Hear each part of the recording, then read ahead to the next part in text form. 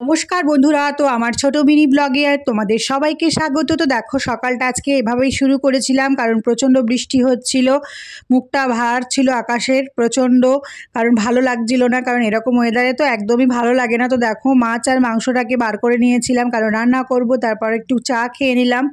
তারপর দেখো 9:15 বাজতে গেল প্রায়।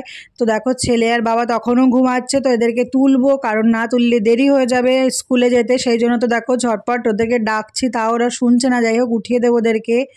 তারপরে দেখো আমি রান্নাটা ওদিকে চাপিয়ে দিয়েছি দুপাশে, কারণ চিকেন রান্না করতে তো একটু সময় লাগে, তো সেই জন্য তো চিকেনটাকে রান্না করতে বসিয়ে দিয়েছি। দুপাশে রান্না করছি ঝটপট, কারণ বেরোতে হবে ছেলেকে নিয়ে, সেই জন্য। তো দেখো বৃষ্টি তখনও পড়ছে, জানো তো। তো দেখো এদিকে ছেলে আর বাবা দুজনকে তুলছে, তার মানে বুঝতে পারছো তো। তো যাই হোক দেখো চিকেনটা আমার রান্না হয়ে গেছে। তো আজকে কি রান্না করেছি চলো তোমাদেরকে বলি। আজকে সাদা ভাত করেছিলাম, আর ছেলের জন্য আঝালা চিকেন করেছিলাম, আর পার্শে মাছের ঝাল করেছিলাম সর্ষে বাটা দিয়ে, আর করেছিলাম চিকেন কষা, কারণ এই ওয়েদারে একটু চিকেন কষা খেতে মন চাইছিল, তো সেই জন্য। তারপর বেগুন ভর্তাও করেছিলাম। তো দেখো একটুখানি খেয়ে ছেলেকে নিয়ে বেরিয়ে পড়েছি স্কুলের উদ্দেশ্যে। তো দেখো স্কুলে যাব, ঝটপট করছি, কারণ তখনও বৃষ্টি পড়ছে টুপটাপ করে।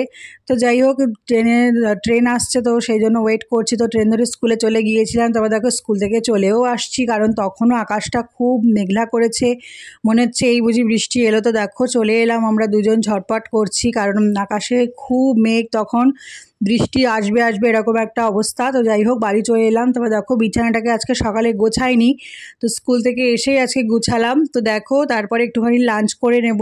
তো লাঞ্চ থালিটা তোমাদের সামনে সাজিয়ে দিয়েছি। তো দেখো কেমন লাগছে অবশ্যই কমেন্ট করে জানিও। আর তোমাদেরকে তো বললাম কি রান্না হয়েছে আজকে। তো লাঞ্চ থালিটাকে একটু সাজিয়ে দিলাম, তো ওর বাবাও খেতে বসে গেছে প্রায়। তো আমরা সবাই খেয়ে নেব, খেয়ে নিয়ে একটু রেস্ট করে নেব। তো দেখো সন্ধেবেলা একটুখানি চা নিয়ে বসে পড়েছি, কারণ চা না খেলে ভালো লাগে না। তো তারপরে দেখো ছেলেকে একটু পড়াতে বসেছি। তোমরা সবাই খুব ভালো থেকো। আজকের এই মিনি ব্লগটা এই পর্যন্ত, ভালো লাগলে অবশ্যই লাইক কমেন্ট করে দিও, আর সবাই পাশে থেকো। শুভরাত্রি, ভালো থেকো।